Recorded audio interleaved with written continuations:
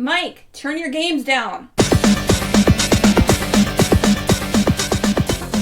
Hi, everybody. Welcome to a very special episode of Games My Mom Found. I am Mike Albertin, and who's with me tonight? I am Joe Butler, and I am Vengeance. I am Blair Farrell, and I am the Knight. And Kenneth Sanity, and I am Batman. That was good. So we are here to bring you a very special episode that was not planned. Recently, Kevin Conroy passed away on November 10th, 2022. So last month, you will be hearing this at least for the first time in December. I'm going to be releasing this. In 2022, he passed away unexpectedly. He had cancer. It was private. And normally, I mean, celebrities die all the time. I mean, it's part of life. Like, it doesn't usually bother me, but this one made me sad. Like, this one actually hit me. I was like, about to have tears. I'm like, he was only 66, so he died young. And we wanted to do something to kind of do a tribute to him. So what we are here to do is just kind of talk about Batman the Animated Series and talk about his voice and talk about some of the greatest episodes. I mean, I'm sure we're going to talk about some of the Arkham stuff.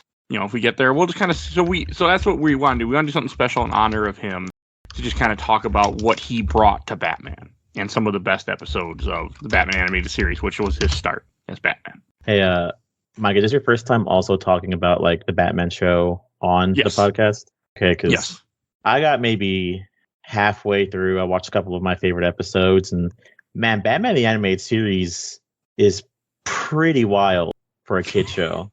Yeah. Well, it's fucking dark.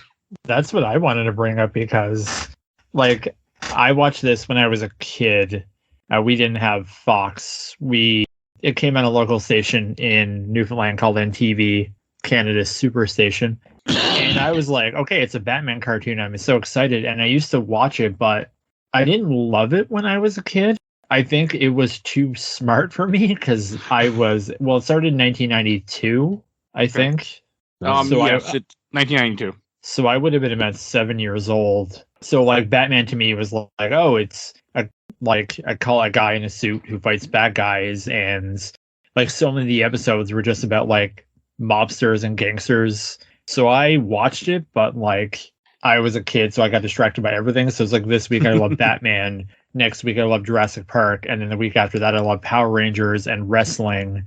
So it wasn't until I was a teenager when I really started to appreciate just how great the show was. And a lot of that had to do with the relaunch on the Kids WB, where they kind of made it for someone at 7 years old, where they're we're just going to put a supervillain in every episode. We're not going to have this random gangster or this weird episode about kids in the sewers robbing people for the Rat King as gators. That's a good episode, though. See, that's super weird to hear, Blair, because over here we had WB, Kids WB, I think, if it was something else, because I don't remember. And all our cartoons came out on Saturday. So it was Batman and Superman and Power Rangers, all in one tightly knit, 2 or 3 hour block? Probably, yeah. I didn't watch it, but yeah. We eventually got Fox. I know, because they did the relaunch. Because I remember reading about in Wizard magazine how they're we're going to change the art style and the characters. And every week I used to turn on NTV and I was okay, this week there's going to be a new one, because it was always random. 1 week you get the Nightwing working with Catwoman, and the next week it would be the Cape and Cowl conspiracy, and I would be so mad because I was I want to see more Nightwing. I want to see more of the new show, but I was at the mercy of a local broadcaster. I did not care what you thought. Disgusting. And what about you, Ken?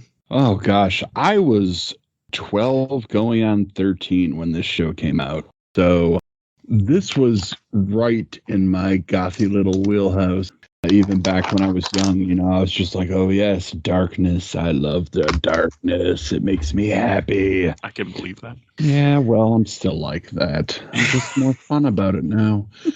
But I'd grown up watching the Batman 66 on reruns whenever I would catch it.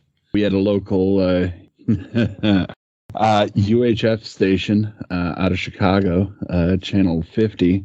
I didn't get cable for a minute, But they would have like older episodes of the Adam West and Burt Ward Batman, and I thought it was cool, but I don't know, it was too hammy, too jokey. I didn't know the word camp until I was much older and gayer, and like it never really hit a button with me. But this was dark. It was Art Deco style. Like everything had a very recognizable silhouette. The character designs were just amazing, and the writing was so crazy. Like it honestly started the Batman thing for me, because after I was watching this, I started reading more Batman. Like this totally got me into it. No, I can see that. I think this is what got me into Batman 2 as a kid, because I do remember the show. I remember watching the show off and on, but I never saw a lot of it. Because in 92, I was born in 87, so I'd have been like 7 years old or so. So I wasn't a Turtles guy. That was my thing. Or it was 5. Somewhere around there. Math is hard. But it wasn't like, I remember watching it, but I don't think I ever really got big into it. I had a bunch of toys. I know that. I like the toys when I was a kid. And it's just kind of stuck with me. I mean, it's really been the last few years, especially during this podcast, especially if me and Ken have recorded more, that's really got me into Batman. But like, I didn't appreciate this show when I was younger either. Like I am appreciating it now a lot more. Because, wow, it's fucking dark too. Maybe things were just different in the 90s, huh? For kid stuff. Yeah. Well, it wasn't even just kid stuff. It was this show. Sorry, go ahead. That's cool. Go ahead, Ken. I was just going to say, this was like a dark show, and it didn't talk down to kids. Like, it was something so out of the ordinary. This was a show that was unafraid to, say, yeah, okay, fine, it's a cartoon. Yes, primarily it's for kids, but guess what? Not everything ends nicely. The world is not a great place. It's pretty fucking dark. Mm-hmm. And here's a hero to go along with that. Here's somebody who not only has to fight the bad guys, but fight himself a lot. Yeah. Like, there was a lot of emotional turmoil. So, like, this paired with, like, X-Men, because I rewatched X-Men, the animated series, at the start of the pandemic, and it's insane, like, especially for these two shows. Like, X-Men, when I would watch episodes and some of the subject matter, I was like, oh my God, this is like now. And this is what I was growing up with. And then this show was the same thing where it's, yeah, like you now have cartoons like Teen Titans Go, and it's great, but it's like kids have attention spans that can only be measured in nanoseconds. It can only be 10 minutes long. But like this is like demands your attention. Mm-hmm. Yeah, in the 90s, Fox did give a fuck about your emotional well-being. They don't care about it now.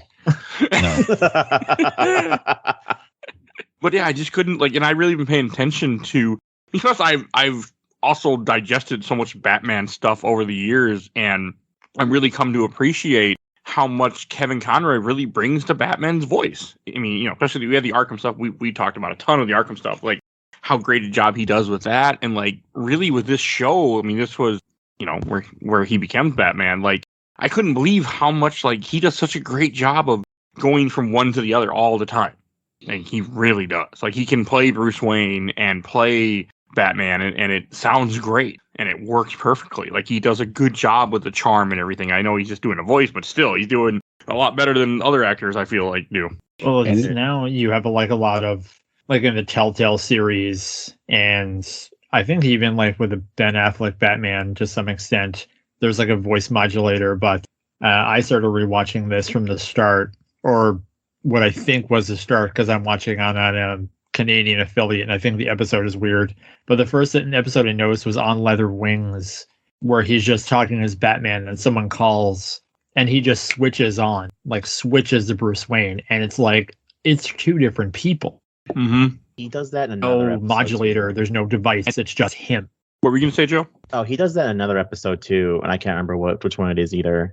I know I just watched it. It's one of my favorite episodes I've seen. But it's good because he kind of gives a gruff voice to Batman, and he kind of gives this snidey billionaire voice for Bruce. Yeah, that's a good way to put it. And I think just rewatching this too was something that I love, is that when I think of say the new Batman movie that came out this year, where there's no difference between Batman and Bruce Wayne, And this, there is Bruce Wayne does have a life, and it almost seems like he enjoys being Bruce Wayne in the show, where in everything else it's like a chore. But like there is, in the darkness, there is a sense of levity where it's like watching Bruce Wayne's interactions is almost just as interesting as whatever Batman's doing sometimes. Mm-hmm. I can agree with that. And Kevin Conroy really cannot get enough credit for that, because he is the first person to do that. Like, he is, his Bruce is like up here, oh, hey, how's it going? And then he drops it way the fuck down here for Batman. And it's the same dude, and he can just go from here to here just on the drop of a dime. And nobody else had done that before. Adam West sounds like Adam West as Batman or Bruce Wayne. Yep. And there's like no real other instance of Batman between that show and the animated series. Well, except for the Batman 89, but even Michael Keaton doesn't really do it. No, he just spouts crazy shit. Yeah, he just starts screaming, and then he kind of does this a little bit, but he's still right here, and he just puts some rasp in it. I'm Batman. But Kevin Conroy just has that register that's, oh, hey, how's it going? What's going on? Yeah, fuck you, I'm Batman. And like, I don't think he gets enough credit for that. I really don't, and it's about goddamn time. There's a really interesting comic that someone drew that it's an interview with him, and it's surprisingly a very interesting take as to why he's very good at switching between Bruce Wayne and Batman. Is that actually it was maybe between 5 and 10 years ago, Kevin Conroy came out as gay, and no one really knew. And there's an interview of in DC Pride where they drew it out, where he talks about the reason why he thinks he was perfect for Batman is because he knows what it's like to keep a secret from everyone and to hide your own personality and create a different one. And it's really interesting, but also really touching. Yeah, that's cool. It's heartbreaking, but it's so good. Yeah, I mean, it's so good. And this show is I'm almost done with season 1, which is 65 episodes, because there's 65 episodes and there's 20 episodes or 25. And then you get the last season, which I've never watched, because you get 20 episodes and you get 24 episodes for when it reboots it as the Batman and Robin or something, or Batman Adventures or whatever the hell it's called. Well, yeah, it was Batman the Animated Series, and they kind of changed it to the Adventures of Batman and Robin. Then it was the new Batman Adventures or something like that when it changed to Kids WB. Yeah. Does anybody know why there was an animation change? Because that still confuses me to this day. I hate it. It still makes me angry, but anyway. I like a lot of those redesigns. I really like the streamlined Batsuit. I don't love all of them. I think they just wanted to tone it down to make it more kid-friendly. I remember reading Wizard magazine, because the whole, for people like me, where it was, a 7-year-old watching, I don't want to watch this episode where Bruce Wayne loses his memory, becomes a member of a chain gang of homeless people. I don't have any interest in this. It's cool now. But I was like, I want to see the Mad Hatter. I want to see Two-Face and the Riddler. And the Kids WB changeover was let's make everything a little bit lighter. And then all the episodes, all of them except for the one with Farmer Brown and it's mutant cows. All of them have a super villain. What the hell are you talking about? There's one episode that's on my list that scarred me as a fucking kid. What is that? Growing Pains. I haven't gotten to that one yet. That's the one where Robin ends up falling for a random street girl, and she doesn't have any memories, and her dad's after her, and they can't figure out why. And towards the end of the episode, Clayface one. Yeah, it ends up being a dismembered portion of Clayface that gains sentience, and it ends where they end up fusing in a very graphic, and even the art style's toned up for it too, and she basically dies. It's an offhand way of saying she dies, and it's just Robin being physically fucking upset. And the episode ends where they just get Clayface, and that's how it ends. Okay. Oh, I also want to bring up Robin doesn't show up for a bit in the first season either. He's it takes a little while before he shows up. He's also a grown man. Kinda. He's in college, so yeah. Yeah. It's an interesting take on Robin. I like it. I like it that we don't have the kid Robin. I mean, they do talk about him in one episode or so, and kind of they introduce that I've seen so far where he's introduced, but really the show is about an adult Robin, or close to enough adult Robin. That's funny, is I remember when the first line of action figures came out, Robin was in the line, because as a younger brother, I think I gravitated more towards Robin, so I think I got Robin before Batman. Because I was like, oh, I'm the kid, like that's who I kind of like put myself onto, not like the adult, like the plucky kid who hangs around with the adult, like Batman is my older brother kind of deal. Yeah. It was just, I mean, I also feel like this is so many, like, this is the way that so many characters are based on because of this show. And I think that, how much this show has affected, where Batman goes from then on. I mean, I know you guys, I know I've talked about with Ken before, like Heart of Ice. This is like completely reimagining of Mr. Freeze, where before he didn't have that story, if I remember correctly. Mm-hmm. It was something stupid. He was a dumb villain, and then they made him into this amazing villain that you actually care about, and that stuck forever at this point. And that's a good fucking episode, Heart of Ice. I went and rewatched that because that's early in the first season too. Ooh, that's a good episode. Yeah, fun thing. You know who plays the CEO of Goth Corp in that episode? I do now because I just saw it, but yeah. Good old Mark Hamill. Jesus, I thought that sounded familiar. Yep. He's the best. And, what would this Batman be without the Joker? Like, honestly, those two, the interplay between Kevin Conroy and Mark Hamill, like two dudes that are really just loving every minute that they're putting in on this job. And just forcing each other to constantly up their game and just back and forth. This, I think, is probably the best Batman-Joker relationship, hands down, ever. That's all we're going to get. It's just, pack it up. You're never going to get another interplay like this again. No, there's nothing better than the way the two play off each other in this. There's one that I've seen that I like probably just as much as this, and it's the one from the Telltale games from the second season. Oh, I know what you're talking about. Yeah, I like that. I like that one for a completely different reason, but they work off each other well. Yeah, I really enjoyed me and Ken, again, something that I know I've talked with Ken off the air and on the air. We're both tired of Joker, but watching the Joker episodes in the show, damn, they are good. And it unlocked an old memory for me back when Arkham Asylum came out. So I wasn't a big Batman fan, but I pre-ordered Asylum for some reason. I got suckered into it. And I went to GameStop at midnight to pick up my copy. And I remember I showed up early to pay for it. They're like, oh, I'll come at 9 o'clock. And I'm like, oh, you're giving me my game early? I was an idiot because I hadn't bought a game new for a while. I'm like, oh, maybe they can release it early. And they had some they wanted me to come do their event. And I'm like, no, I'm good. But since I biked there, I wasn't going to bike home. So I remember I went there, and when I walked in to pay for my copy while I waited, they were playing a Batman animated show, the Joker Christmas one. Oh, nice. And I always remember, and I remembered it. I was like, oh, Batman. Oh yeah, I remember that kiddie show. That's what my brain thought back when Asylum came out. I think it was 2009. And I just didn't, I didn't care. And I hadn't seen the episode in years, but then I went back and when I've been doing this rewatch and rewatched the episode, I'm like, damn, that's a good episode. Everything with Joker is actually good.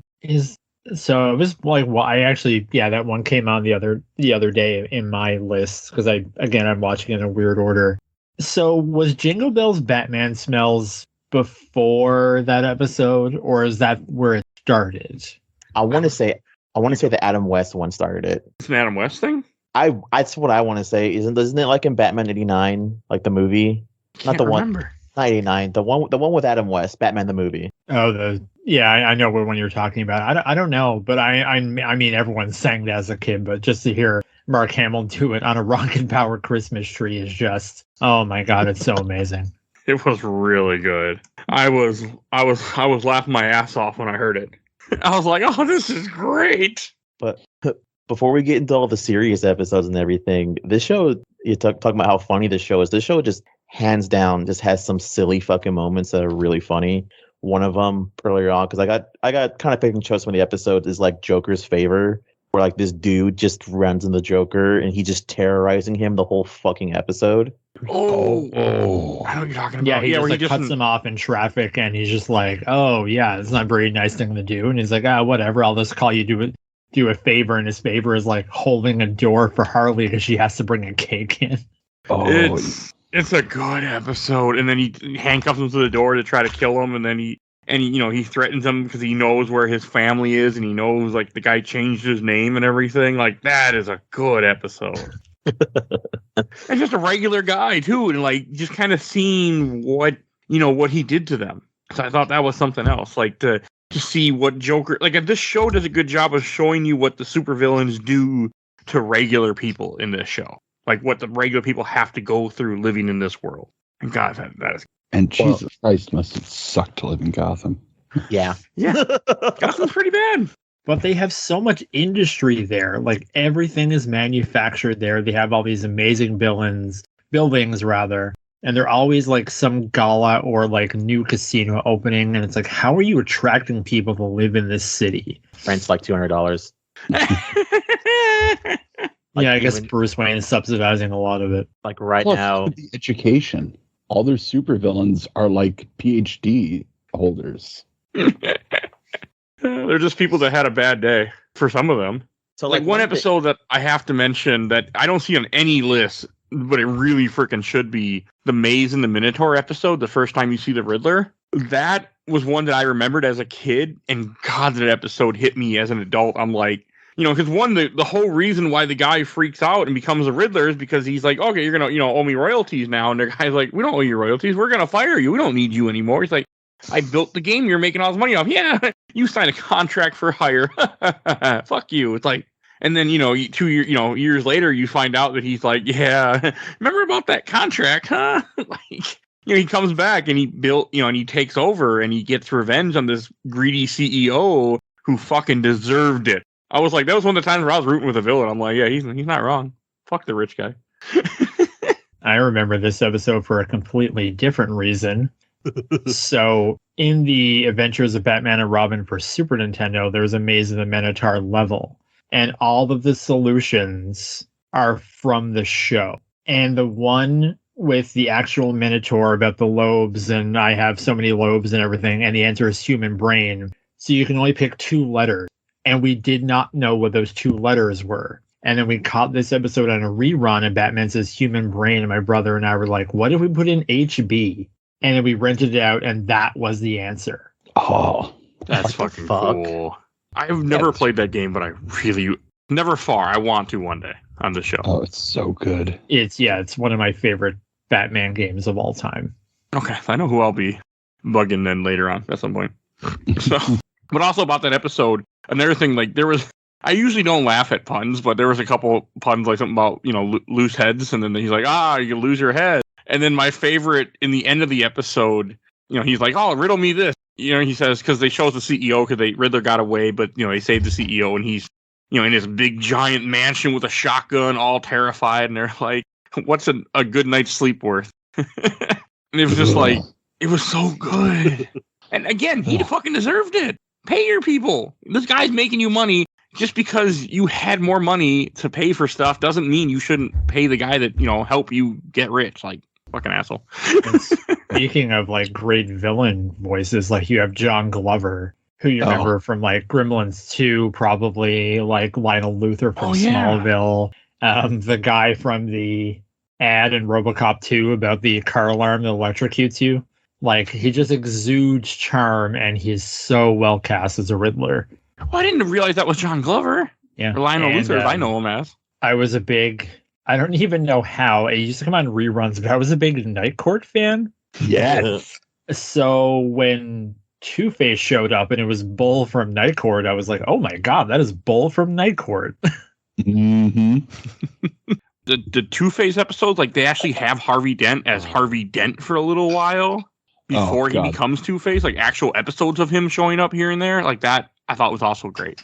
The Two-Face episodes are that the first one where you meet Poison Ivy and Harvey Dent is poisoned by Pamela Isley. That's great. Yes, and it's really good at showing the dividing line between Bruce Wayne and Batman. And then you get the two-parter, the Two-Face two-parter, and it's just, whoa, it's so good. Because you almost, like, the thing about, like, rewatching this is, like, you know how it's going to turn out, but in the second part, like for a split second, you think that it's like, oh, he's gonna go with Grace, and they're gonna go work through it, and then that knife twists, and it's like, oh no, this is Two-Face. Like, there's no going back from this. And the fact that they made it, I mean, I don't think in any other, at least, okay, I haven't read enough comics, but I don't remember any interpretation of Two-Face where he had a split personality, then he gets hurt, and that brings it out. Like Big Bag Harv, that was something else. That was so damn good. Well, that's one of the things that I like about this series, that a lot of the stuff later on forgets, because I was watching that episode and I was thinking about why this is a better iteration than like Dark Knight version of it, because even in later on in the show, you can tell what kind of mental illness each of Batman's villains have, going from, you know, each one or the other. Like later on, you have is like a new character introduced to the series, Baby Doll. He ends up fighting Maximilian Zeus, who has like dissociative disorder. Even Harvey having a split personality and something else too. He does a good job of it. The Mad Hatter being an incel, which is like so weird. Like, when I watched the Mad Hatter episode, I was like, oh my god, this is like incel. But I want to talk a little more about the Two-Face, just the way that they introduce him in the way, like I agree with you. I was rooting for him, to maybe not become Two-Face. It was so it was just, I was impressed. I hadn't seen that. I don't think I've ever seen that episode when I was younger, and I really liked it. And also the episode when he first when they first get introduced to Poison Ivy. Poison Ivy is great in this too. And there's really another villain where I watched it and I was like, no, she's right. Yeah, she was. Which is, back in the 90s, I mean, I would realize, like, something I would know was that, oh my god, look at the tree hugging hippie or whatever. Like, that's what it was. And I'm just like, oh no, we need more trees and less industrialization. Like, she's trying to save the world. Like, Poison Ivy is probably one of the biggest superheroes in the DC universe. And I was also surprised because Poison Ivy that I know has powers, like to control plants. In this, she doesn't have any power. She's just mostly a regular person. Immune to toxins, I believe. Yeah, it's like a natural immunity. Okay, That's fine. I liked it.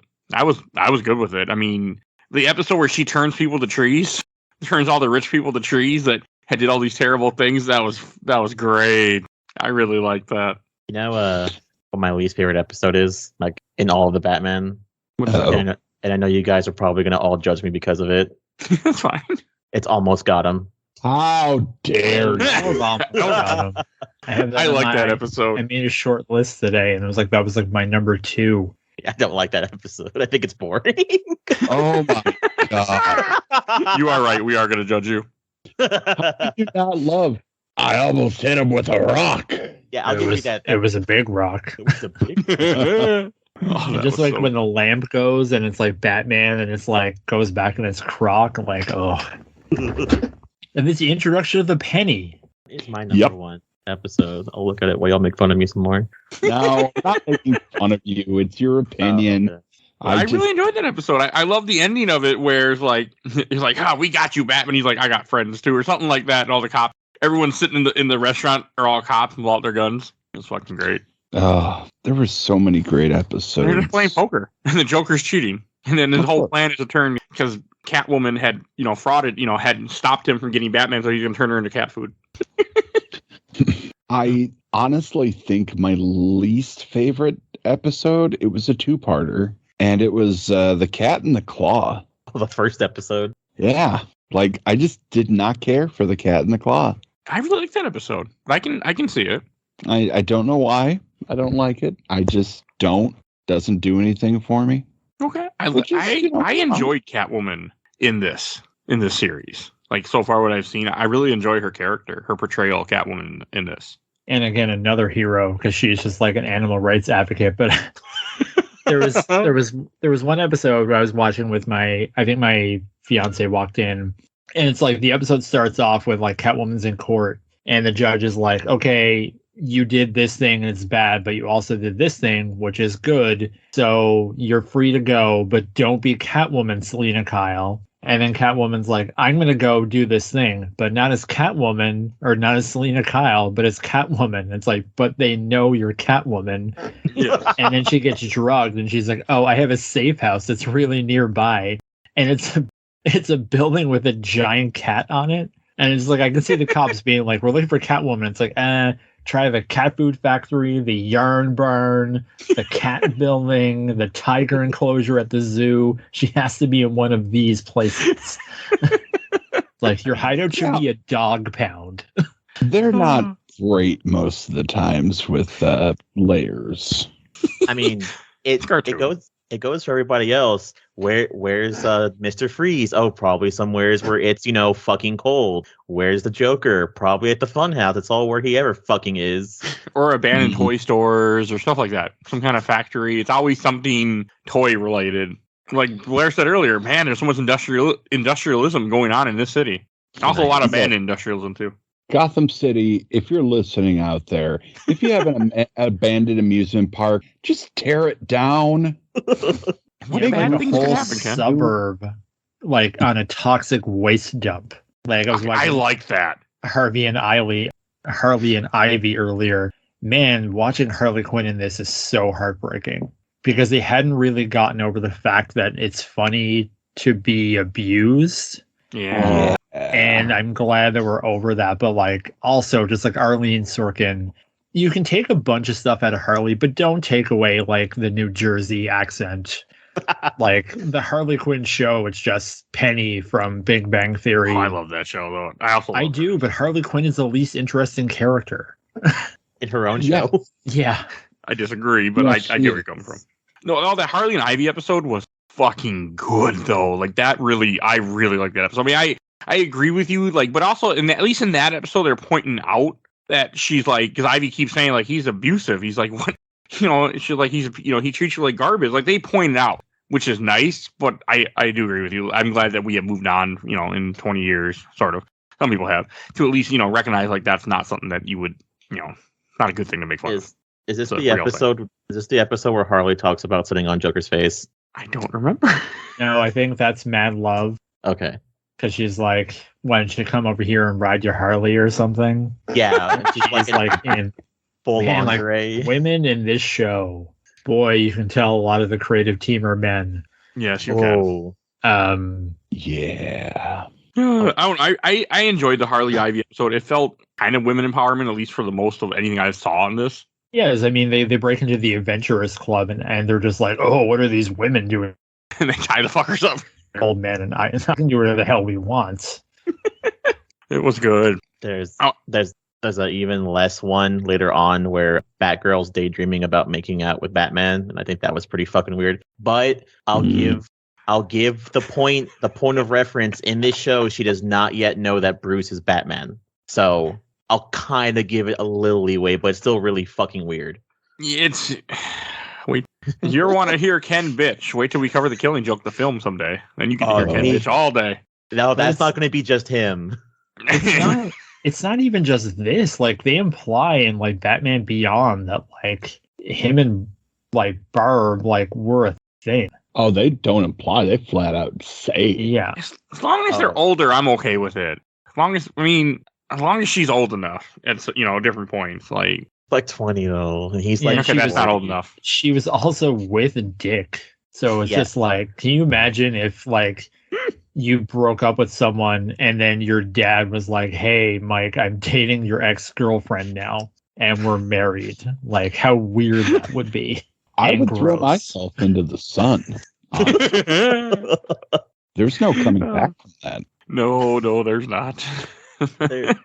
There's also a weird comic that's based. I don't know if I think it's a Batman Beyond comic that I bring up a lot, where it's the other reason why Dick and Bruce aren't talking in the future, where it's like Barbara walking up to Bruce and she's like, "Bruce, I'm like 2 months pregnant," and he's like, "Oh, congratulations! I'll let Dick know," and she's like, "Dick's only been in town for like a week." Oh, that's fucked up. Yes, okay, yeah, no, in this so far I was watching, I didn't see any of that creepy stuff yet, thankfully. She's college age and implies like, because the episode I just watched was Robin's Reckoning, which I had a list of 10 things, kind of talking points, well, I was like, maybe we'll get there, but like, man, when they have like, I guess 20-something Bruce talking to Dick, man, that's powerful stuff. Fuck, man, that's hands down just a great episode. Yeah, I watched that today. Because as opposed to like picking episodes like the top 10 best, like I picked ones that specifically had meaning to Kevin you? Conroy gets to really, I picked Perchance to Dream. Oh, yes. Because I love a good For the Man Who Has Everything story. Yes. Because I watched JLU before this, and my man, that's the Superman part in that is great. Well, it's based on the shoulders of Alan Moore, but it's such a great adaptation of that, and perfect world where it's like his parents are alive and he's engaged to Selena Kyle, but he's like he won't accept it.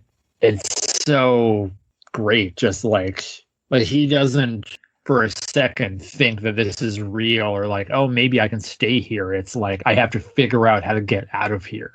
It's such a good episode. So I know what episode you're talking about. I had the opposite issue Blair had. I was like a kid whenever Batman came out, and I thought it was really interesting and cool, especially because you're a kid and you get to see shit get fucked up. I had the opposite thing to Justice League because I hit puberty when Justice League came out, and I was like, man, this shit's fucking boring. I'm not watching this. I can understand that. I think I watched Batman first, and because I didn't watch Justice League until way later when it was randomly on Netflix at one time. I watched the whole thing. We will cover it someday on this show. We'll cover each season because they're not that much, so we'll do it. Well, I have 2 episodes from Justice League to bring up. Sure. The first one's This Little Piggy, because it's an episode where, and everyone who's seen it, you've seen the clip. Yes. The whole conceit is like Wonder Woman gets turned into a pig, and then Batman has to team up with Zatanna to get it reversed. And the only way to do that is to do something crazy, and you think it's going to be this like totally heartbreaking thing, but Batman just has to sing a song. And to hear Kevin Conroy not only singing, but he's singing as Batman in a crooner voice. Like that is like talent endless. Like I think I watched it before the news came out, and like I was crying. Yeah. And the other is Epilogue. Epilogue. Oh, but go back on the Piggy thing before we go to Epilogue. The day that he died, I played that clip. So blue because I just had to. Because I felt that way. I was so blue. Like, but man, is it good? Yeah. Yeah. No, that Ace scene in Epilogue gets me every fucking time. Like I can't not tear up. Yeah, I hate the conceit, like the whole rehacked Bruce Wayne's genes, so Terry McGinnis is his son. That's a bit too far. But just the scene where he's sitting there with Ace, and it's not Batman punching someone or being the smartest man in the room. It's just compassionately sitting there with a kid who's terrified of dying. Yeah. And I'm having everyone else go because I gotta have a minute. It's such a good episode too. Like the way that Kevin Conroy just talks, and you really care, and it really makes it stand out how good of a voice actor he is too, though. And Epilogue, of course, we cannot let pass without talking about the appearance of my favorite Batman villain. It's the Phantasm. Oh! And I just had the entirety of Mask of the Phantasm on the list. We did an episode about Mask Phantasm too. The day that the news came out, I dropped what I was doing and just watched that movie. It's just a scene where he's at his parents' grave and he's like, I didn't expect to be happy. Oh, God. He's just begging them, please tell me it's different. Yeah, someone sent a sign and then she shows up. Oh my God, it's so good. Weirdly enough, there's another episode that I really like that's on my list that it also happens too, and it's a very heart-touching episode, which is ironically called I Am the Night. I had that on the list too. Yeah. Yes. Because it really does end up being like a whole, I think it's in this episode, but a thing that I always like bringing up in Batman canon is, at what point is Batman even needed? Like, people are supposed to be scared of him, and now he's on kids' t-shirts and on coffee mugs, and people aren't that scared of him anymore. And then Commissioner Gordon gets hurt and literally almost killed. Mm-hmm. great episode. What I found funny watching that one is that like there's so many iterations now where everyone is just like wants him to stop being Batman, where it's just like, just don't do this anymore. You're gonna kill yourself. Just like let everyone else handle it. And in this, everyone is trying to convince him to keep going as Batman, including Alfred. Because like in other iterations, if he's like, yeah, I'm gonna quit being Batman, Alfred's like, oh my god, here's a bunch of brochures for vacations. Like, here's a dating app. I have it set up and good to go. Like, finally, like no more Batman. Let's get back to being a real person. Oh, and I have a question for you guys, and maybe you can answer. I just got done watching the episode with Zatanna for the first time when she shows up. Me too. Does she not have magic powers in this? No. It's weird because she shows up in Justice League and this is all supposed to talk to one another. Yeah. But in Justice League, she very much does have magic powers. Yeah, that's why I was confused because I had never seen this before. So I was like, wait a second, why does she have she doesn't seem like she has magic powers here. She's just, but it was really cool seeing her. I really like Zatanna a lot. And I have to humble brag, I have her first appearance above me in comic form. Nerd. She's not on the cover, unfortunately. Talking about the cover, but it's from 1964. It's in shitty ass condition, but I got it for a fucking deal. So, Hey, at least you got it. Yeah, I'm so happy I have it. It went on my wall, and it will never come off, and I will never open it. I just wish she was on the cover. What the fuck? What? There's a weird. That's one of my favorite moments. I saw on TikTok the other day, so I had to watch the episode. There's like the beginning of the Demon's Quest where it introduces a very weirdly dressed Ra's al Ghul, where he's like not in armor. He's like in a green suit with a cape. I haven't gotten there yet on my rewatch. There's a great scene where they're talking, and he's like, "How do you know I'm Bruce Wayne?" He's like, "Well, my daughter mentioned that whenever you and her were together, she recognized a man that looked familiar to Bruce Wayne." And then he's like, I did all the math and everything. And Bruce just gives like the ugliest, like where he like rubs his chin. He's like, I guess I'll have to glue my mask on tighter. And fucking Ra's almost chokes on like a fucking cup of tea. It's just like the fucking out of nowhere's fucking scene ever. Okay, I did watch the one with Count Vertigo, which is the first time you see Talia. That was a really good episode. Yeah, I forgot that Count Vertigo was in this show. Yeah, because I know him from I missed so much of this show back in the day. I knew him from he's an Arrow. A version of him is an Arrow. Yes. So that's where I was aware of him. He's also in one of the animated Suicide Squad movies. He's in it for like 5 seconds. He dies. Probably the one I haven't seen yet. Another one that I have to mention that I was watching recently. I watched I think today, but that kind of really hit me with rich people being bad again. Birds of a Feather. Oh. Where Penguin gets out of jail and then he's trying I'm turning over a new leaf, and then this rich woman is pretty much just using him as a ploy to get people to go to her party, and he thinks she cares, and he finds out he's all a big joke, and he's like, well, fuck you. That one hurts. That one does. That's a good episode, but it's just like it's close to home.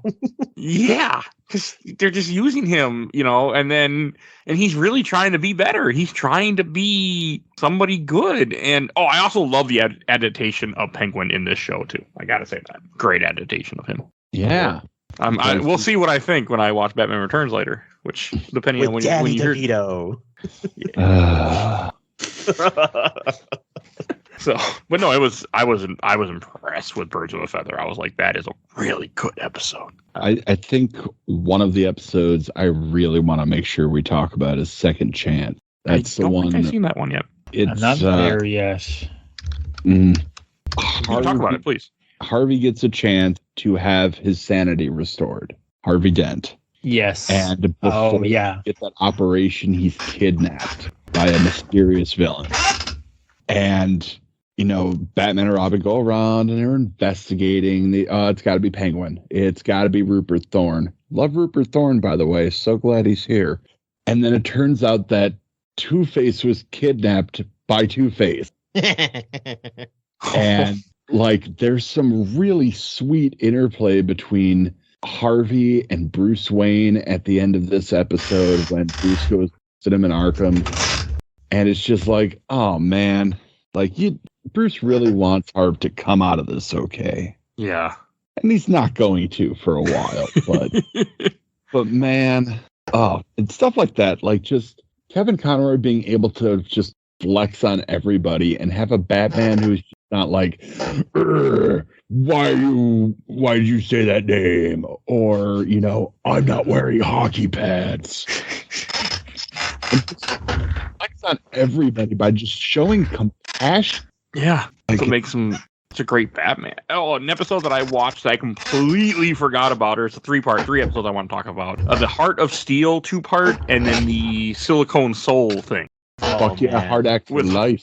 Yeah, hard act is something else. Again, I find myself more often than I should be agreeing with the villains in this show. Hard act wasn't wrong. He's like, we got to replace the humans. Humans are bad. I'm like, yeah, you're right, hard act. Replace them as robots.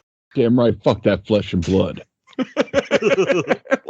I'm like, he's like, humans, can't behave. They can't have peace. I'm like, you're not wrong, Harden. You're not wrong. You're going to enjoy Peacemaker when you watch it. Oh, yeah, it's gonna happen. I know you two want to watch it for sure, so I know we'll cover it next year. Still haven't seen it yet. Well, I can change that. I can give you a reason. Mike, go play Nier Automata. That's also a good robot soul game. I need to, but I need to play Nier, and I haven't picked that up. You don't. Kind of going off of, because I made a list of like 10 things, but then I kept adding it, and I just have a list of it now. Old Wounds, as part of the new series, where it's like Nightwing has a conversation with, I just watched that one, Tim Drake, about like, yeah, Batman's a jerk, and here's what happened, here's why I stopped being Robin. And then at the start is like criminal, and Batman, like, Robin's like, you're way too hard on this guy. And then at the end you find out that like he went to jail, and Batman, and he was like, if not for Batman, I would have been a goner. And when I got out, like, Bruce Wayne gave me this job and turned my life around. Like, and it's such an amazing payoff to that episode. I'm gonna try to watch the when they come back with a different animation style. I'm gonna try, because I've never done that yet. There's some you'll really like, and then there's some you'll really hate. I think Catwoman's design is my least favorite. The Joker gets creepier, and the best one everyone knows hands down is Scarecrow. Yeah. Which happens to be an episode I have on my list, Over the Edge, which I remember the first time I saw this, and I was at the edge of my seat. Because I guess, Mike, you've never seen it. No, I've only seen like clips here and there of the Adventures one. I've never seen any of it, I'm pretty sure. I actually never saw a majority of the show, I'm realizing as I'm rewatching it. Because I tried once, but it was right before I met my wife, when I was still sailing the seven seas, and then I stopped, and I just never got back into it. It's hard to talk about it without getting into, although you can probably see it coming, but Batgirl dies. And then Commissioner Gordon goes on a manhunt for Batman. Like, he eventually, all the cards fall into place. He's like, this kid is Robin, Dick Grayson is Nightwing, Bruce Wayne is Batman, and it's so intense. That's a great episode. I'm going to try it. I'm going to finish the show, because I need to. Oh, another episode that I want to mention, I'm purposely staying away from a certain villain that we will talk about later. But the Laughing Fish. That was another episode where I was like, this is really good, with Joker, where Joker wants to pretty much make money, copyright his fish that he made. What? He takes fish and releases fish has fish that he ended up giving the Joker disease to, so they have Joker's faces on them, and he wants to copyright them. And he goes to the patent office. He's like, I want to copyright these fish. And he's like, you can't. And he's like, well, if you don't do it, I'm going to kill you. What? It's really good, though. That's not that episode. Yeah, it's such a dumb, like, I mean, when I was watching it, I was like, because this is another episode that showed up in the last couple of days. Like, it's such a dumb plot, but I mean, that's what the Joker is. It's so crazy. Yeah. It's like, I'm going to patent this fish that no one wants to buy because my face is on it. So it's like, yeah, you're going to put your name, like, you're going to patent it, but like, you're not going to get any money because no one's going to buy this because they think they're going to kill themselves eating it. It was good. It was just funny. It was really funny. I found myself very impressed with it. There's another good Fuck the Rich episode where I think it's like Three's a Crowd, where there's three guys robbing rich people for shits and giggles. And they know Bruce. Like, Bruce is having, which is also another good Bruce episode, because there's a really fucked up interaction where they're doing golf and a guy hands Bruce a golf club and he's like, oh, thank you. And the one guy's like, oh, Bruce, you think the help? That's like thanking the trash man for taking away your trash. And Bruce is like, yeah, you should do that. and they're like making fun of him because of how nice he is. And then they end up trying to rob one of the guys' a girlfriend, and they end up trying to rob his dad, and they end up getting caught because Batman's Batman, and he does detective work, and there's a ring mark on the guy's face from like the only fraternity one of them's from. And then like the episode ends where the girlfriend figures it out, and all of a sudden they're like, oh no, now we gotta kill your girlfriend and cut her up and throw her in the ocean. It's gonna be a pain in the ass. And it's like, oh my fucking god. Cartoon didn't hold back. Yeah, it really did. I mean, it would be a pain in the ass, though. And the episode ends where the guy, Batman gets him, and it's like, oh, well, you're going to jail. And the guy's like, you have any idea I am? You know how many lawyers my father owns? I'll be out of court in no time. And then the next scene is just him being thrown in jail with a guy who's like, if you sleep, I'll kill you. And it just fades away. What the fuck? Okay, I haven't gotten that far yet. Season 2. Okay, that's why. Yeah, I look forward to watching more. Another episode that really surprised me how much I enjoyed it, and it brings up a villain that I want to talk about too, or two villains. Oh, the first Clay-faced episode, Feature of Clay or something like that. Oh, Feet of Clay. Feet of Clay. That is something else. That was an amazing two-parter where you have it starts off with Bruce Wayne. You see Bruce Wayne being a villain and trying to take something from Lucius Fox that would make. I'm like, what the hell? And then you find out it's not it's not Bruce Wayne, obviously. It's Clayface. Oh, wait. Hey, thankfully there's no Hush. Well, Hush, was he invented yet at this point? No. Okay. Hush isn't made till they decided to bring Jason Todd back, and that wasn't even decided till like maybe halfway through Tim Drake's run. And that's where it all went downhill. That fucking Clayface. Like, I remember this episode as a kid. I think I saw part of at least the second part probably. The way that he beats Clayface by showing him images of the actor being the actor over the years. Like, it was such a... And I don't know if that was the origin of Clayface before, or it's another situation where it became the origin. There's like 4 or 5 Clayfaces, if I'm not mistaken. Yeah, I think the main one's Basil Carlo. But I think you're right. Like, in the animated series, it was Matt Hagen. The animation goes ham. Like whenever he's like switching back and forth. So hard. And it's horrifying. It's body horror of like the utmost. And they show the shadow of them just like drowning him in a chemical, and you're just Yes. Oh. It's also and then you're like, oh god, he's propped up in the car, and then like he falls out halfway and his hand schlups off. Oh. By the way, his assistant was totally his boyfriend. Like Oh yeah. No question. Yeah, like that was like low key. Like he's like, come on, what the fuck is his real name? Matt. Yeah, he's like, come on, Matt. You can get up there and you can act again. Everything will be okay. And I'm like, wow, totally his boyfriend. Mm-hmm. So it was essentially the Love Actually relationship between Bill Nighy and his agent. Oh yeah.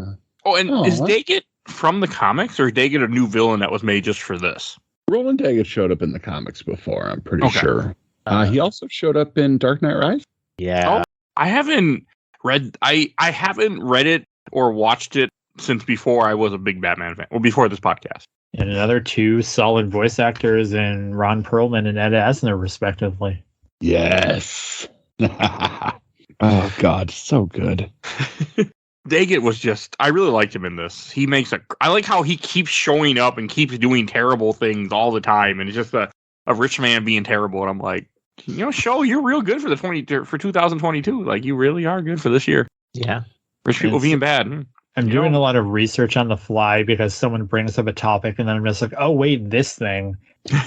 So there's an episode of Superman the animated series where Superman finds out that like Batman has been absent from Gotham. So then he goes over to investigate, and he meets up with Robin. He's like, well, where's Batman to? And he's like, I don't know, he went missing. So then Superman dresses up as Batman. So you have Kevin Conroy as Superman pretending to be Batman.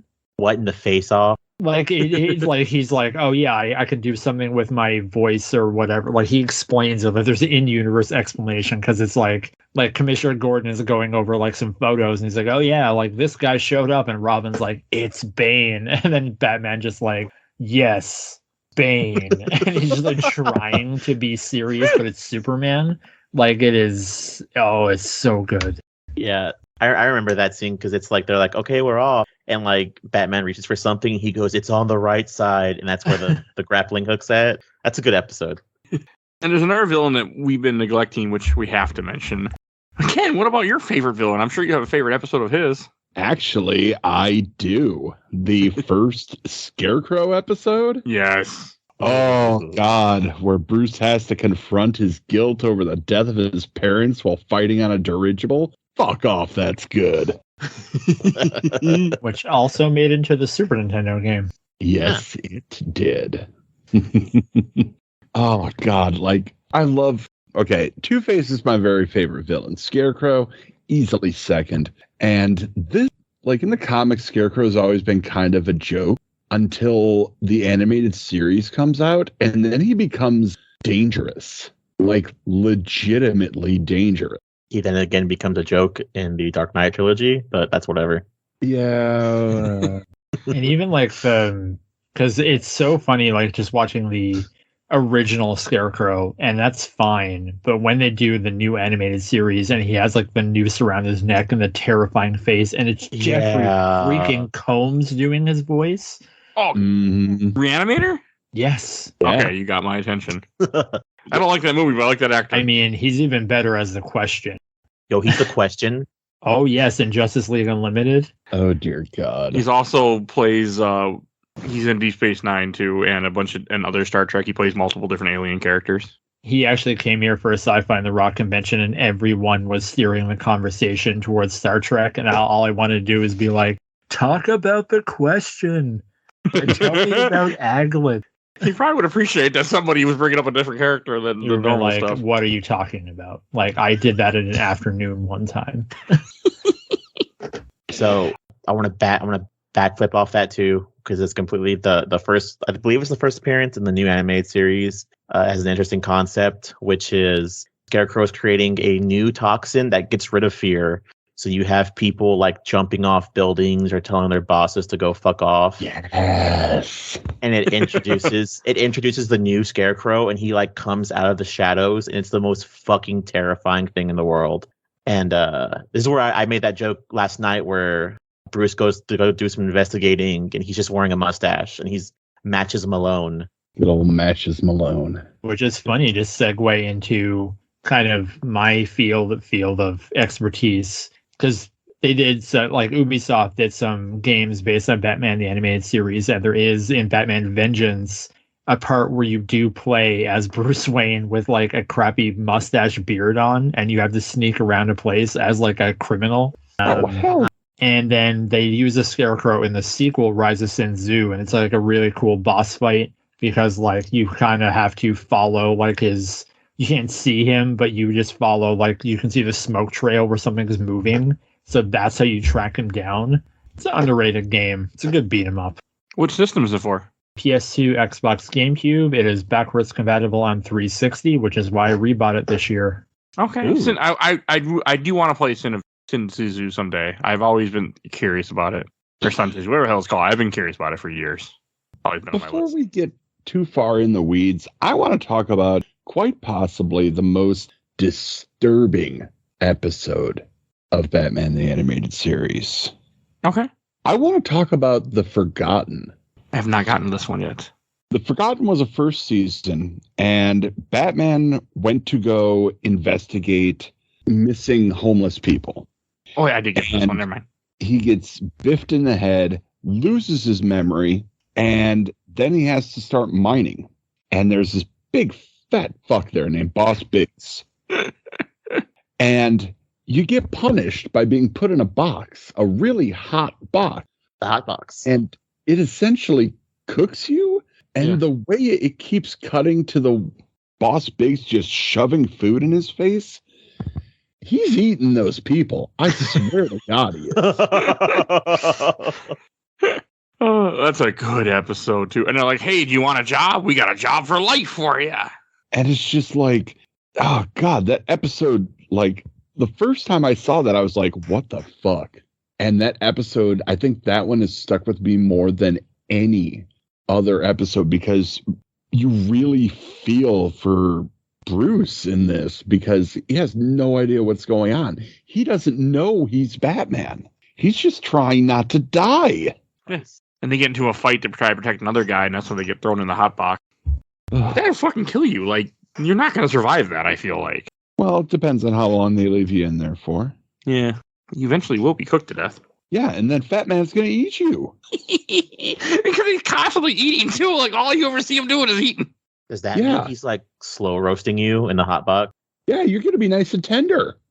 Oh, God. Like, and you can tell the boss is white because there's no fucking spices.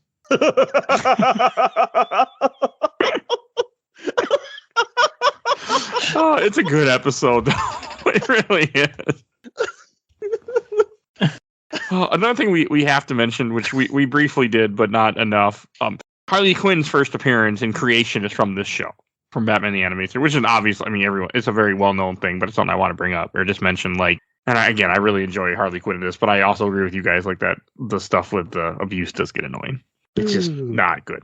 Yeah, it's not even annoying. It's just like this is a bad precedent, and it got everybody to share pictures of Joker and Harley, and was like, God, I want a relationship like these two. Oh, God. No, you fucking do not. No, I know a friend of I have I shouldn't say friend of mine, she hates me, but one of my wife's friends, she was like with her ex-husband, she's like, oh, we're Joker and Harley. Is like, yeah, you don't understand what you're saying, do you? It also turned out that they were both assholes to each other and both abusive to each other. So I was like, yeah, okay, you're not wrong. Not a good thing, but you're not wrong. So I don't like it. Is that the episode where it ends with like Harley being thrown through like a window? Which episode is that? I don't know. What I was talking about was real life, but I'm not sure what you're talking about. I'm trying to... Oh, yeah, because I was trying to think about if Mad Love came in the comic first or the show, but it was definitely the comic. Yeah. Where they actually go into her origin. Yeah, because I have that comic where it's in the blue and gray suit, but then they adapted it for the animated series in the new season. And that's another good one, which is like he has to explain the joke. It's just like, well, he's upside down, so then the piranhas are smiling. It's like, if you have to think about it, then it's not funny. Oh, another thing about Kevin Conroy is that, like, when I know he kind of set the precedent of it, where when he did precedent, that's the word I want. When he did voiceovers, like he would have the person in the room that he was like with like Mark Hamill and other actors. So they would be talking off each other, which they didn't normally do for a cartoon. Mm-hmm. And that, we got to give it up to the voice director, Andrea Romano, voice of young Tim Drake from Batman and Beyond, Return of the Joker. Good movie. The voice thing I also just put on my list as just like the entire thing. Oh, God. It's so... Oh, and there's another villain. Another villain I want to mention that we haven't talked about yet. Is the Mad Hatter episode, the ones I've seen so far, like the first one where... With everything like with Alice, I really enjoyed that episode. You're not wrong. He's an incel. Like he's like, oh, I love this girl who's 20, 30 years younger than me, and what? She has a boyfriend? Well, I'm gonna go kill her boyfriend. What a bad. Still enjoyed the episode, but yeah, he's not a villain I was rooting for. It was like, okay, this is topical. Yeah, it's sad how that happens. Yeah. Killer Croc I don't like Killer Croc in this because I have never been a fan of Killer Croc besides the Arkham version of Killer Croc. That's my version for me. Fair enough. But I remember him, like, I think they do a good job with him in this, like when you first see him and he's just kidnapping people that were involved with him going to trial or something at some point. And I think it's a good version. It's just not, I like the monster version more. Yeah, it's a villain that, like, because I saw him on the show for the first time and then in the Arkham games. And it's always been nebulous to me as to whether he is a person with a skin condition or if an actual crocodile man. Because like, oh, he's a crocodile man, like he's swimming in the water. And in this, it's almost this like he was a pro wrestler, I think, at some point. Yeah. And he was just in a freak show, so he just kind of looks like that. And when they redesign him for the new season, I think they lean further into like the animalistic, because I think they change it from gray to green. Because I think they only did the one episode with him and Baby Doll where they have that weird relationship. Yeah, I saw that one recently too. Yeah. I haven't gotten to it yet. There's a few villains I haven't gotten to yet. God, that first Baby Doll episode, though, Jesus. I remember that one. It's been a long time. I remember it. Yeah, that's on my list. That's one of my favorite episodes because that's like I said, I really like the episodes where Batman actually does like show sympathy for the villains, because they are all technically something's mentally wrong with them. Really, I mean, they really are. Yeah, and that one would just like, you would go crazy if you were stuck in like the body of a 10-year-old and you're almost like 30. Yeah. Well, look how it worked out for Kirsten Dunst in Interview with the Vampire. So She That's went good. too. But it makes sense. I mean, it makes perfect sense that you would eventually, not be okay. I have to watch the episode again. Another thing I want to talk about is the way that Gotham looks in this. Gotham just looks great in this, and the way that you can't really tell what year it is, but it's definitely not the 90s. Yeah, it's never looked better. I mean, let's be honest. Every Gotham is playing catch up to this. Yeah.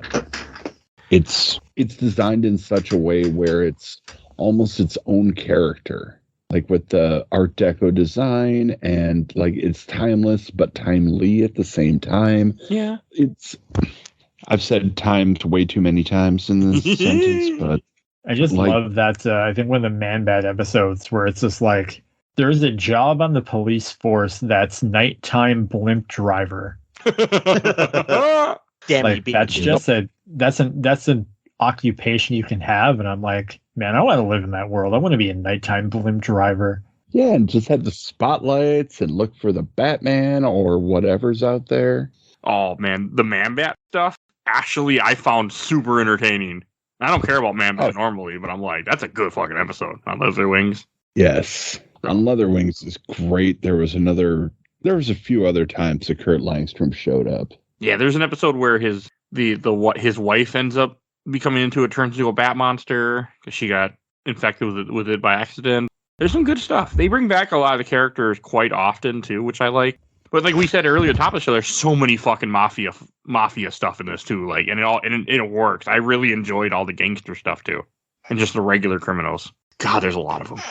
There's a lot of new criminals too. Like the Robin stuff we talked about earlier. I don't know if that's the same guy that's in the comics that kills Robin's parents. That was just a new thing they created for this episode. But you have it a few times. I know there's a trap guy who where Batman ends up where the cape and the cowl episode where he wants the cape and the cowl because he's trying to frame him and the guy makes traps. Like that was a really good episode, and that's a character that doesn't exist. The Interrogator? Yeah, something like that. He pretty much just becomes what the Riddler is essentially. So they didn't need him to have the Riddler, but I liked him. Again, when you're syndication, you got to just pump out shit. And then there's the best version of a Batman villain ever in this show, Clock King. Oh, yes. I absolutely love the Clock King. Clock King is one of my favorite villains in the show because he's just a dude who's timed shit out well. Yeah. And he gives Batman a run for his money every time. And it's crazy that they bring him back as a member of Task Force X in Justice League Unlimited. Like, he is like the guy who plans the heist to break into the Watchtower. Oh, that makes sense. Yeah, it's a really cool callback. Oh, that is awesome. Shit, I'm going to have to watch that now. He was really good in that. I just watched the one episode with the Clock King. I'm like, this is really good. And come on, his name, Temple Fugit? Get the fuck out of here. It's almost as bad as Edward Nygma. Yeah. For anybody who doesn't know, Tempus Fugit in Latin means time flies. Ah, I did not know that. That's cool. Get the fuck out of here. Okay, I'm glad you mentioned the Clock King because that was a fucking great episode. There's a couple that I've been purposely skipping to wait till farther that we should mention. I didn't get to the trial episode, but if you guys, I'm assuming both Ken and Blair are familiar with that one. I didn't get to it yet, but I know we should talk about it. I'm not there yet, and it wasn't on my list, but I know what you're talking about. I watched it. I love trial. Yeah, that's the one where they put Batman up for trial because they think he's the reason why Batman's the reason why all his villains are fucked up. Yep. Yeah, and they all fail horribly because they're not only mentally insane, they're also all a bunch of fucking assholes. Yeah. I look forward to catching up to that episode. Oh, that's such a good one. There's one episode that has a really weird continuity, which is it's in season 2, and it introduces a bunch of Batman C villains. And the beginning of the episode's funny because it starts off with Condiment King, and I know for a very much fact to where if I was Batman, there's 2 villains I would kill. Specifically, One being the Joker because he deserves it, and the other would be the Condiment King because fuck that guy.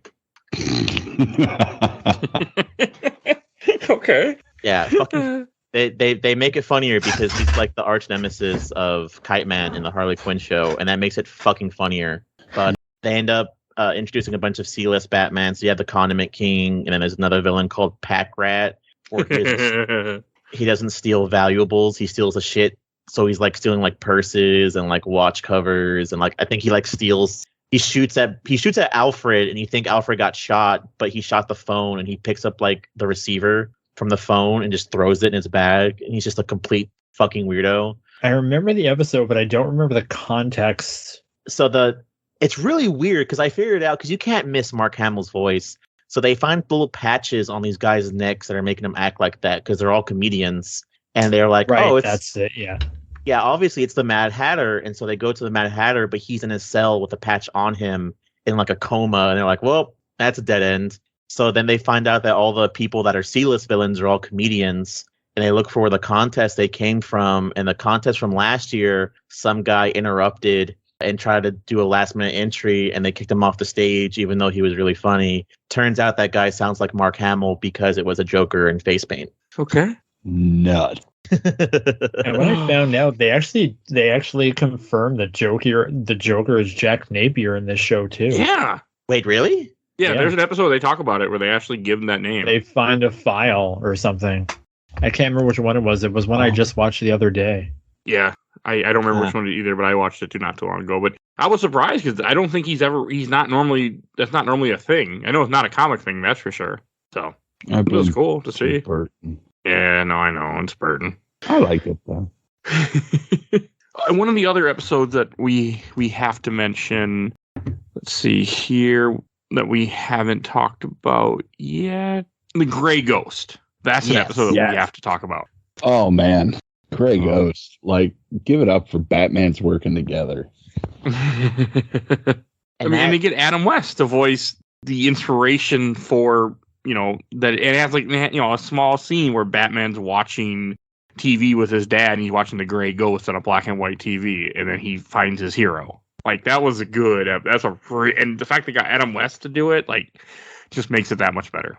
And what I loved about this is that something that the way my dumb brain works all the time is like, why would this guy not have any money? Like, wouldn't he, if he was on the show and did so many episodes? And I know this actually happened to Adam West in real life where, man, he had a hard life. And I'm glad that Adam West got to live long enough to kind of, for everything to come back around.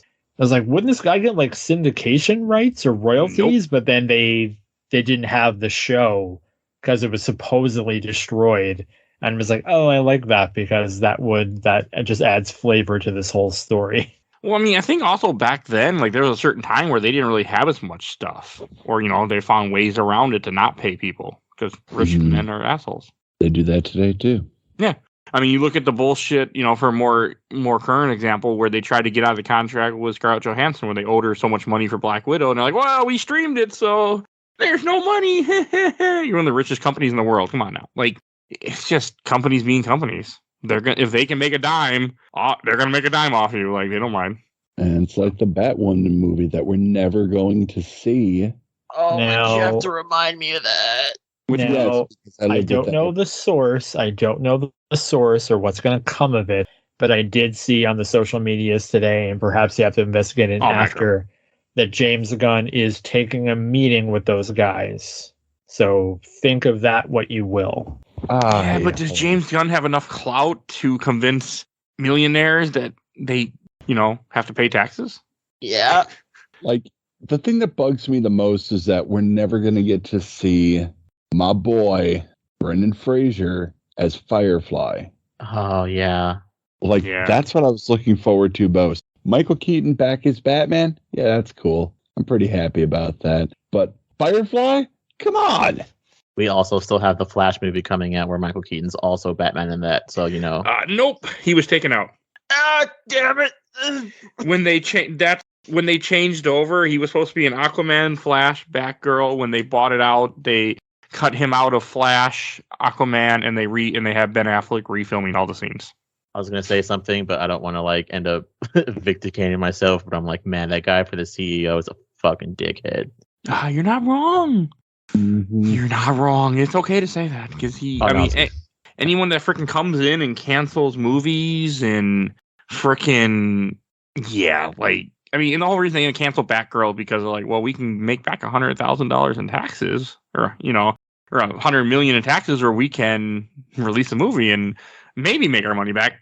Take tax break because And they the owe thing taxes for the merge. I mean, to not get too far off topic, and the thing that drives me crazy about that is like, it's such a weird example where I remember like Sandra Bullock and I'm going somewhere with this, where Sandra Bullock was kind of like not that big of a star. And they're like, oh, people love Sandra Bullock. And it's like, what do we have that has Sandra Bullock in it? Oh, this weird movie with someone called All About Steve.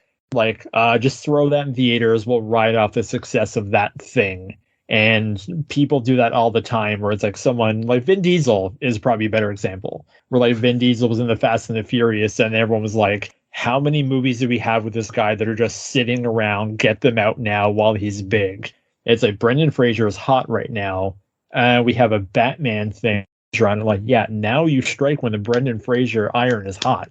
But I also think with the fact that, it's the tax thing, if you do the tax thing, you can't release it for a certain amount of time. You can't profit Ever. off it.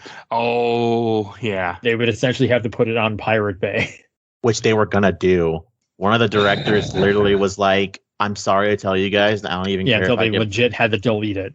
Yeah, like he's like I don't care if I get blacklisted. I was literally gonna go steal the copy of Batgirl, and it's just fucking gone.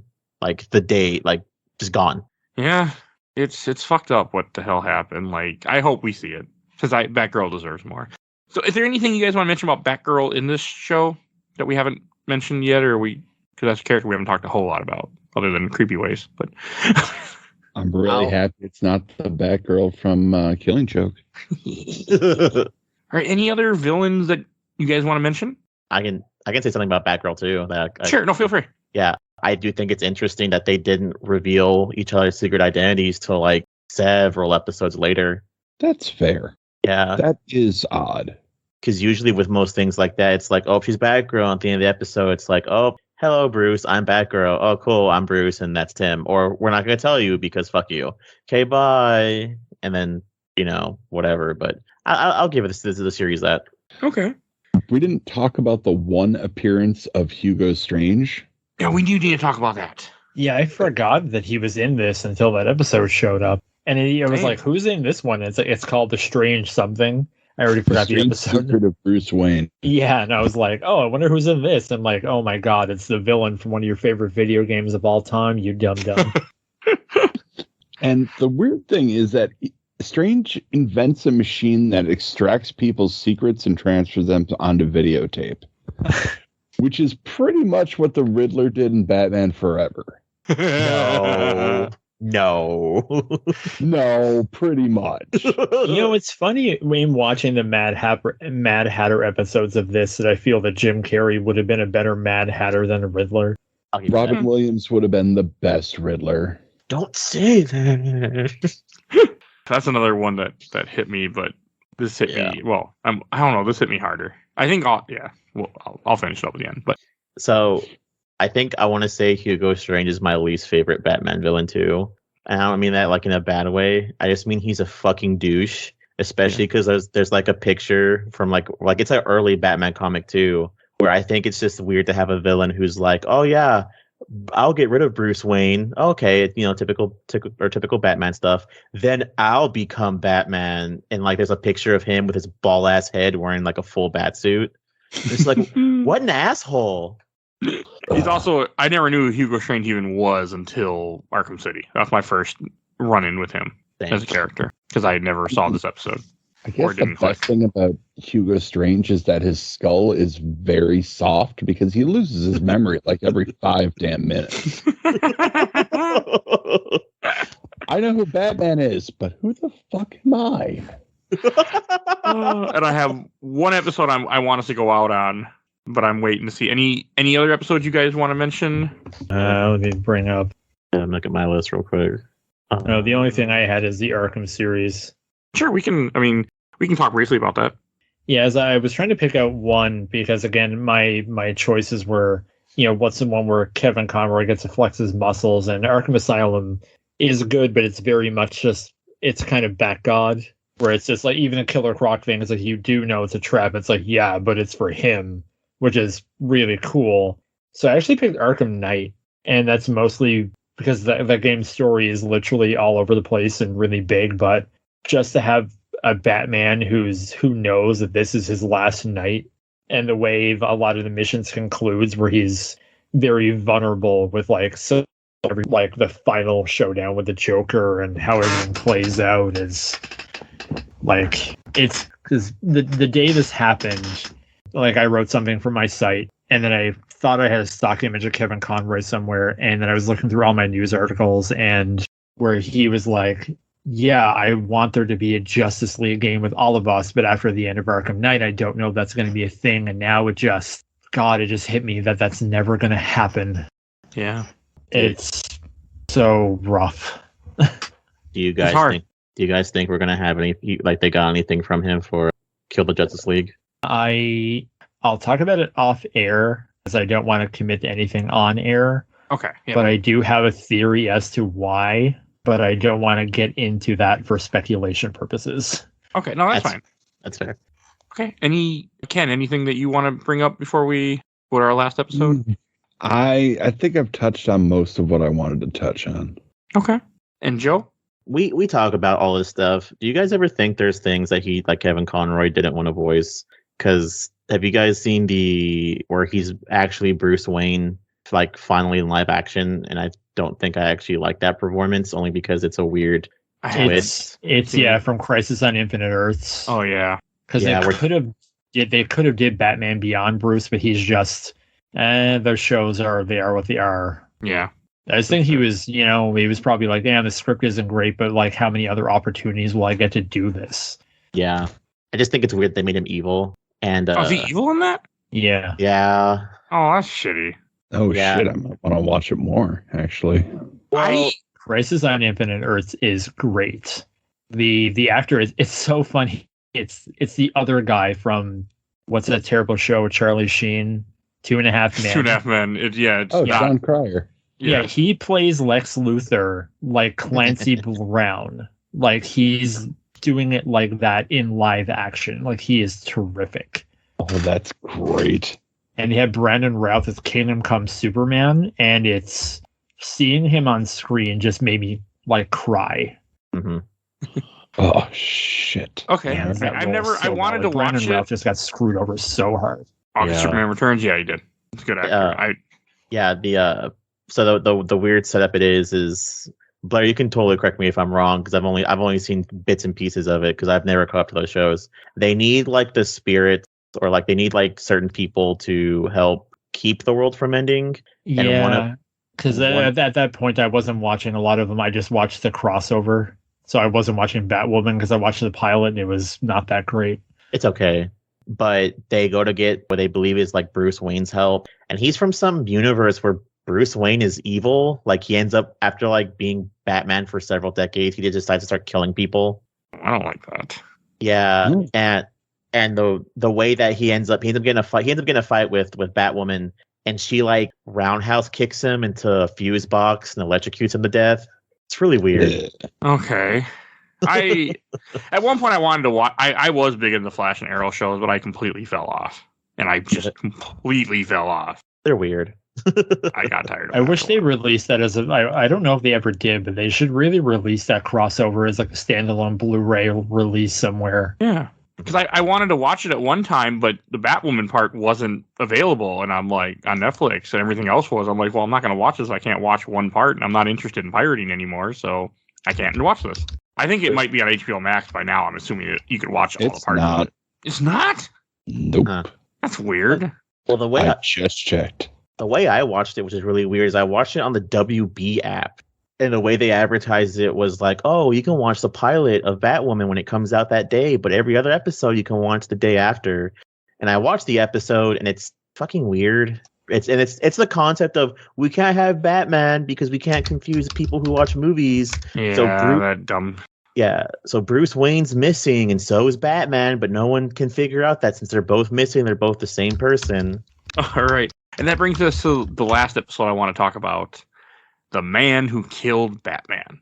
Because I watched this earlier today, or not today, I watched a couple days ago, and that is a really good episode where some guy, the squid, who's just a patsy, ends up getting mistaken, and Batman tries to save his life and falls off a roof, and he thinks Batman dies in an explosion, and the Joker's upset that Batman's dead, and then he's like, well, I'm going to kill you because you killed my friend, essentially. Said the squid.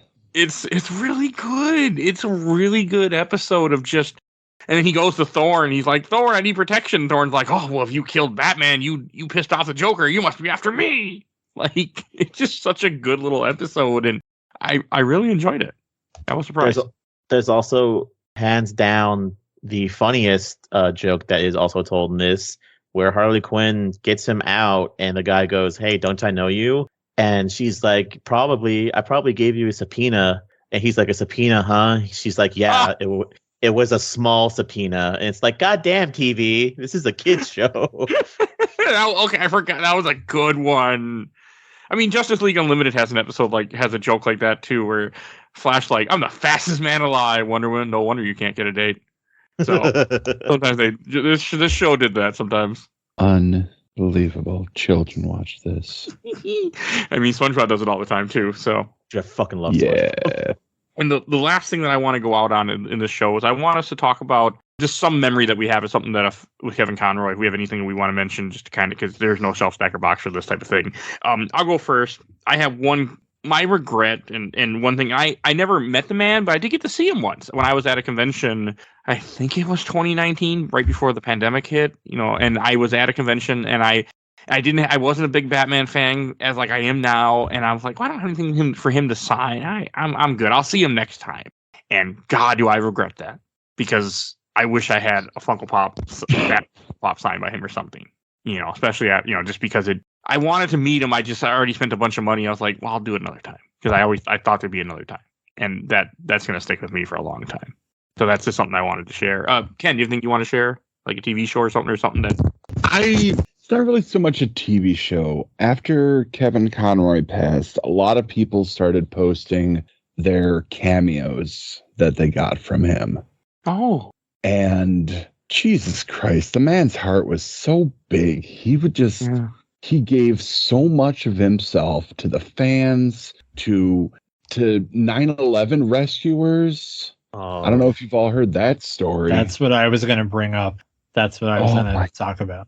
Oh my God. I don't know him personally, but he seems to me like the person that you think of when somebody says something is too good for this world. Yeah. Like, he was just his big heart. He wanted people to be comfortable with who they were. I was stunned when he came out, and I was so happy that he was outspoken for the LGBT community. And, it's just, he's my Batman. Yeah, same. Without him, crime has no punchline. And Blair.